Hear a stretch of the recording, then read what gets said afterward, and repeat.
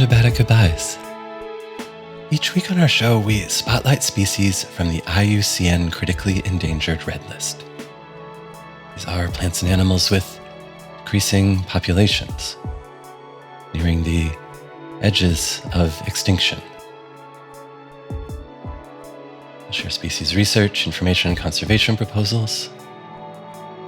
And we'll spend part of the show opening a space for contemplation and awe. We'll improvise a soundscape of gentleness, of reflection, of delight, and maybe of grieving. Without conservation activity and significant societal shift, many of these species may not survive the 21st century. And so perhaps we might acknowledge their journey with a moment of our attention,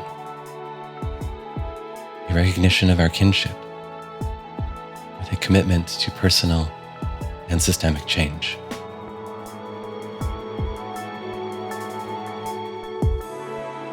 Thank you for listening.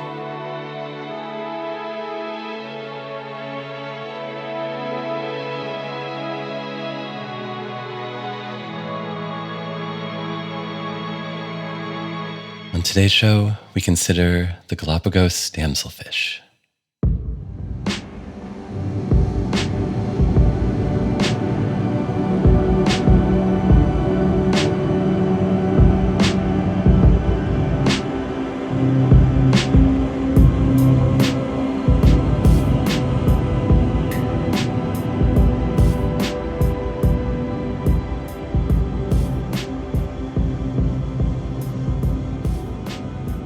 The Galápagos damselfish is a critically endangered, possibly extinct, marine fish, native to the ocean waters of the Galápagos Islands, an archipelago in the Pacific Ocean, province of Ecuador, roughly 600 miles west of the South American Ecuadorian coast. Its scientific name is Azurina eupalama, and it was first described in 1903.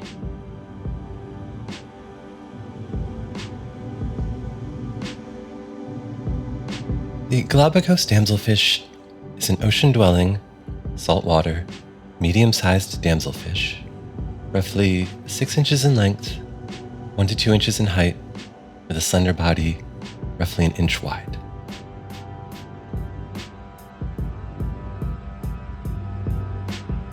They are scaled across their body. Scales are grayish with a pale blue and silvery tint.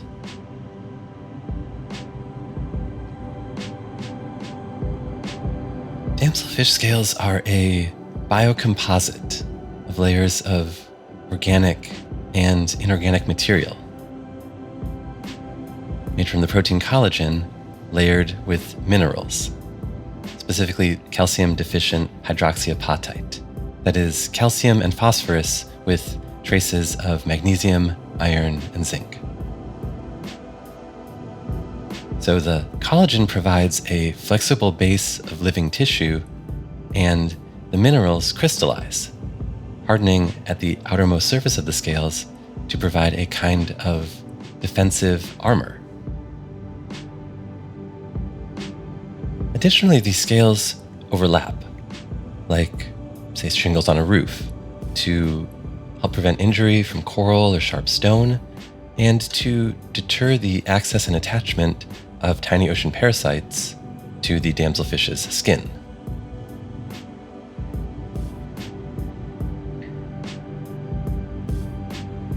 The scale arrangement is also hydrodynamic.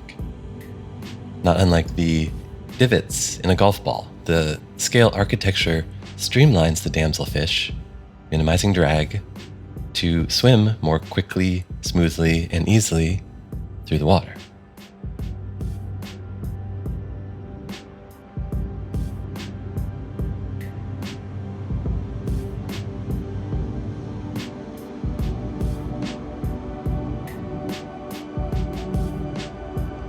Galápagos damselfish has 7 fins, 1 long dorsal fin across the top side, 2 ventral fins on the bottom front, 2 pectoral fins on the sides just behind the gills, 1 anal fin on the bottom back, and 1 caudal fin, that's the tail fin, which is forked into 2 lobes. The dorsal and ventral fins are for stabilization, keeping the fish upright. The pectoral fins and tail fin are used for navigation and locomotion, and the anal fin is used for both stabilization and navigation.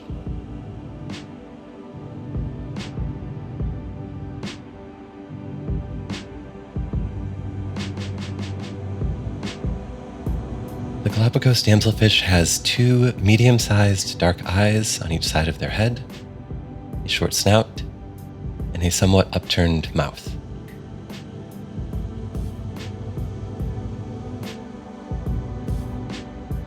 The Galápagos damselfish is a planktivore. It eats plankton. Plankton are tiny organisms, ranging from microscopic to roughly an inch in size, that drift on ocean currents. Phytoplankton are tiny plants. Zooplankton are tiny animals. Galápagos damselfish consumes zooplankton, fish eggs and larvae, crustacean larvae, and small invertebrates like copepods and mysis shrimp.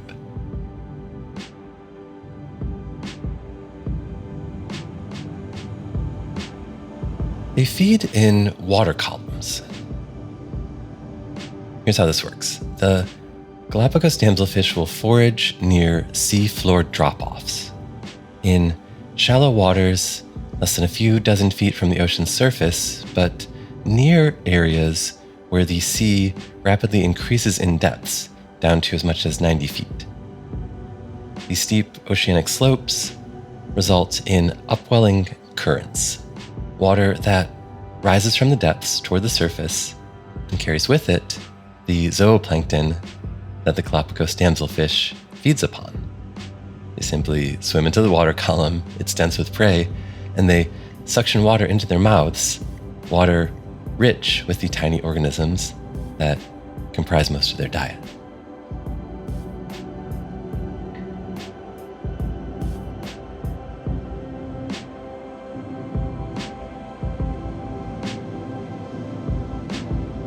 The Galápagos damselfish is diurnal, meaning it is most active during the day, and at night retreats, sheltering in reef crevices or secluded among coral growths to avoid nocturnal predators.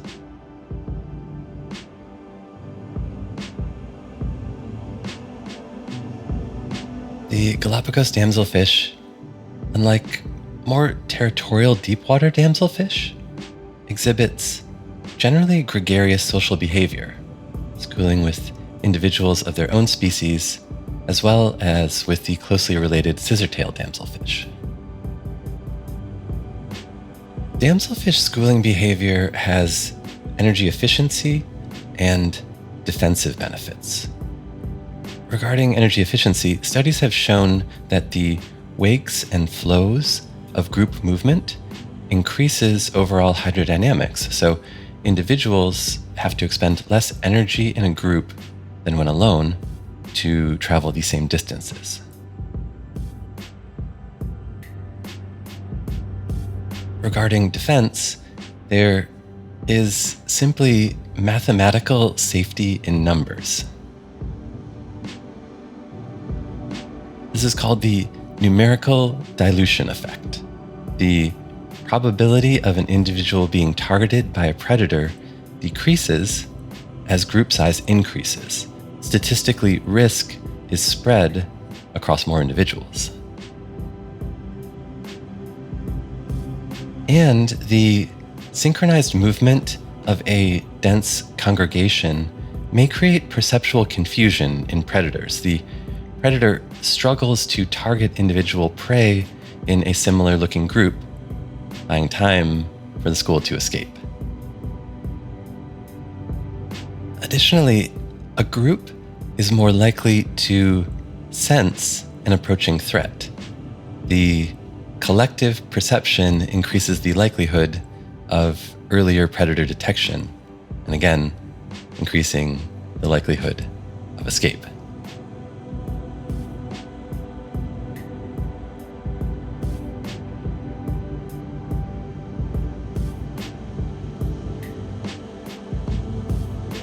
Within a damselfish school, social cohesion and mate-seeking behavior for reproduction is supported by vocal communication. Though we do not have any recordings specifically of the Galápagos damselfish, damselfish vocalization in general has been widely studied. All studied damselfish species evidence vocal communication by what are called pops and chirps, audible frequency pulses that have been linked to different behaviors and vocalized responses. Across a wealth of literature, researchers demonstrate high confidence that information is being encoded, communicated, received, and responded to via these vocalizations.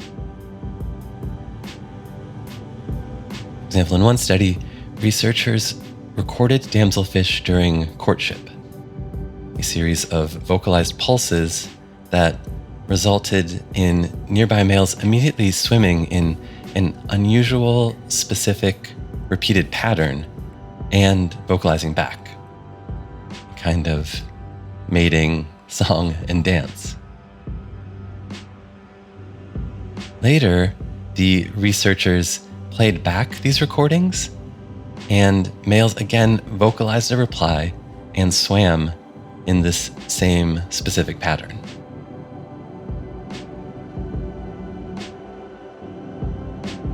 Additionally, researchers performed a waveform analysis on a collection of calls recorded by the same species of damselfish from a school in Madagascar in the Indian Ocean, and compared them to a school recorded in French Polynesia in the South Pacific. So, recordings of the same species with the same contextual behavior, but separated by 9,000 miles of ocean. The waveform analysis showed profound similarity, but with some small, consistent differences, suggesting that damselfish of different localities have somewhat different dialects.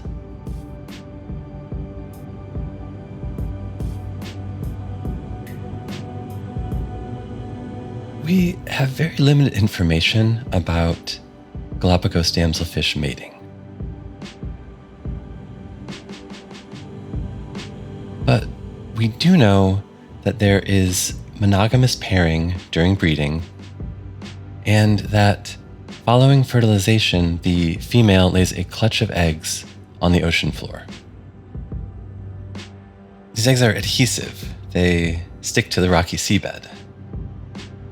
So the female lays the eggs, and then the male takes over, guarding the eggs from predators and aerating the clutch. He fans his fins above the eggs to produce a flow of oxygenated water vital to embryo development.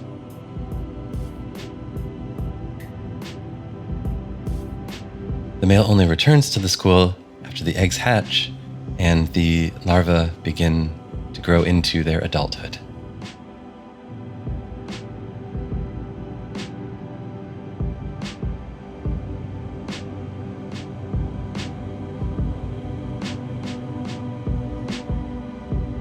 In the dream, to dream of the before times.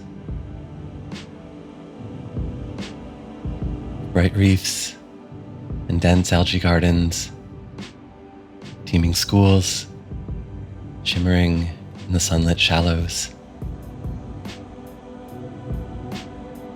Of feasting in temperate waters, of lives undisturbed, unfolding uninterrupted in their ancient cycles.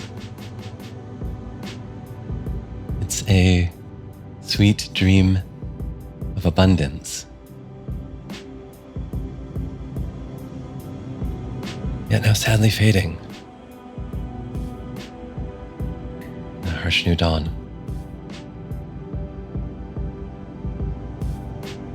In the dream.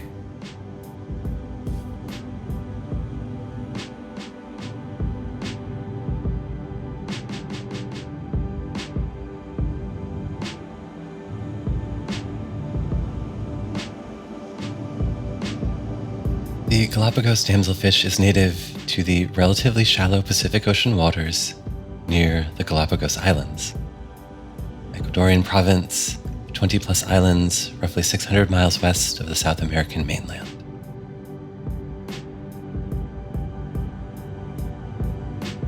Historically, the Galápagos damselfish was found across the entire Galápagos Islands archipelago. Ocean depths of roughly 15 to 100 feet, generally about midway between the surface and the seafloor. The seafloor here is volcanic rock, cooled lava, which has formed the islands themselves and formed the Galápagos platform, shallow shelves near the island coasts that then drop steeply into deep ocean. These thresholds, nearshore shallows at the edge of deeper seas, is where we'd find our Galápagos damselfish. It is an active underwater landscape of coral clusters and fringe reefs, algae-rich and dense with plant, fish, reptile, invertebrate, and mammal life.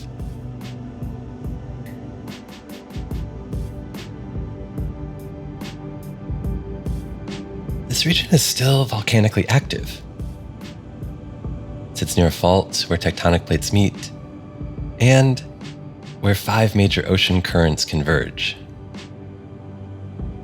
And it's remote, hundreds of miles to the nearest landmass. So this very dynamic and isolated environment has given rise to many unique species found only in the archipelago.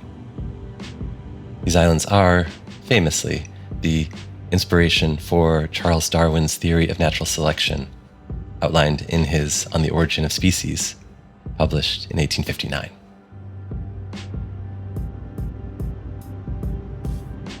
Today, this bioregion is classified as the Galápagos Islands Marine Ecoregion. It has a subtropical climate. In the warmer wet season from December to May, air and water temps average in the 80s Fahrenheit. And in the cooler, dry season from June to November, air and water temps average in the high 60s, low 70s Fahrenheit.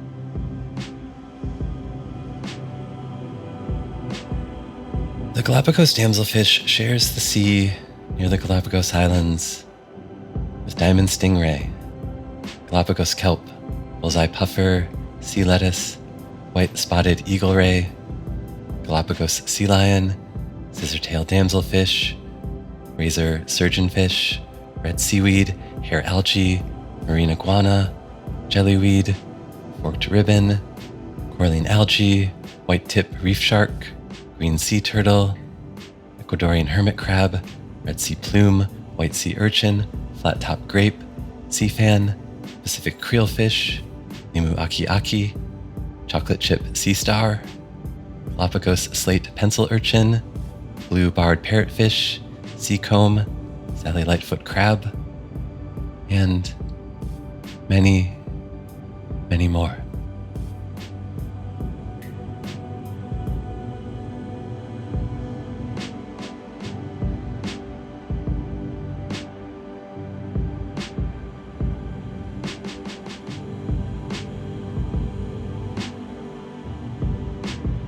Human-induced climate change, resulting in warming oceans, shifts in ocean currents, and the increased frequency and severity of extreme weather, is the primary threat to the Galápagos damselfish. Though we do not have specific accounts, our damselfish was regularly sighted and collected for study, abundant throughout the 20th century until the early 1980s. 1982 and 83 saw a pronounced El Niño event affect the Galápagos Islands. El Niño is an irregular global climate phenomena where an unpredictable convergence of winds, sea temps, and currents in the Pacific Ocean result in shifted weather patterns and warmer air and water temperatures. During the 82-83 El Niño event, sea surface temperatures in the Galápagos rose more than 14 degrees Fahrenheit above normal.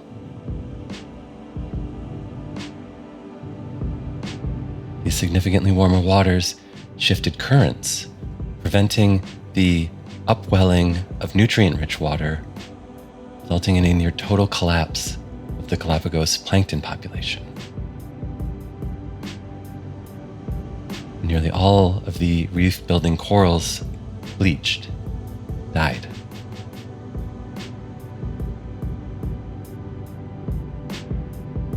And while some species have recovered in the years since, our Galápagos damselfish, its food source and shelter devastated, has not been sighted.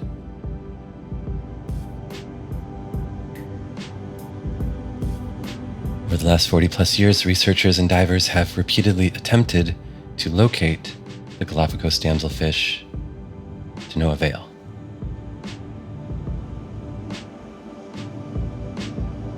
Recently, in spring 2025, scientists performed an environmental DNA study that was in part looking for specific genetic evidence of the Galápagos damselfish, but results of that research have not yet been published. And so the Galápagos damselfish has been considered critically endangered on the IUCN Red List since 2010, with an estimated population of less than 250 individuals. But lack of sightings and lack of evidence suggests these species may be extinct.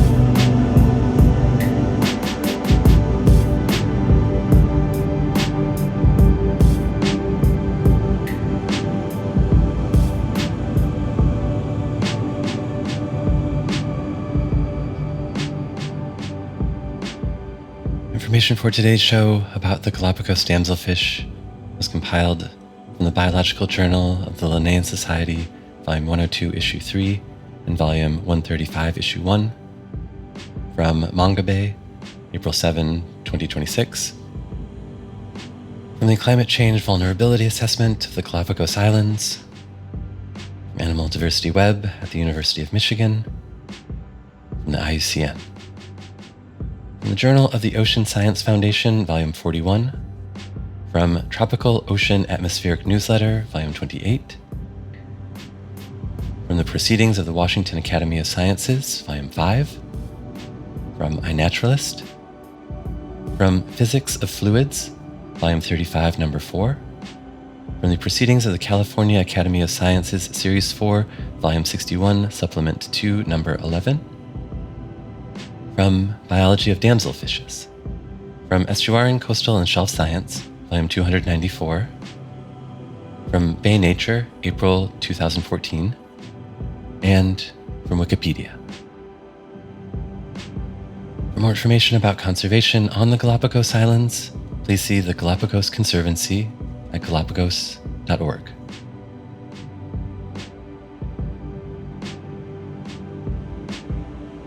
Now I would like to perform some music in hopes of making space to be in contemplation with the other beings with whom we share our earth, like the Galápagos Damselfish. I do not intend to force meaning upon or extract meaning from the Galápagos Damselfish. Instead, I want this music to simply express my awe for its journey. So I'll pause in the space of sound, contemplation, and I warmly invite you to join me.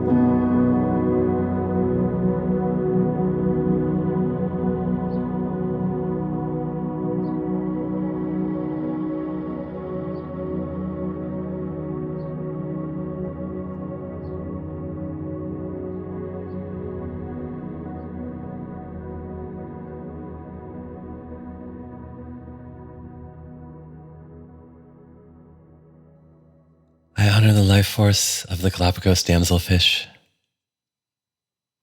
I have committed its name to my record. I'm grateful to have shared time on our planet with this unique being. I deeply lament the ways in which I and my species have harmed and diminished this species. I grieve.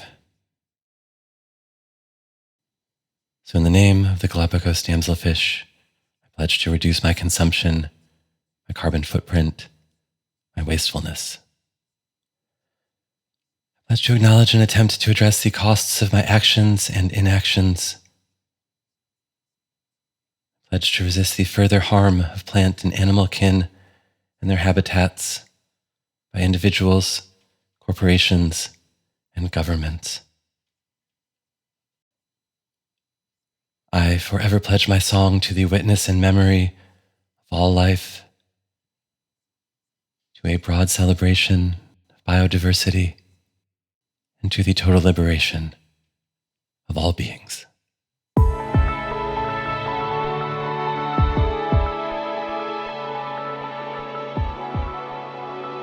This has been Bad at Goodbyes. Thank you for listening. Until next time, let's take care of each other and all of our kin.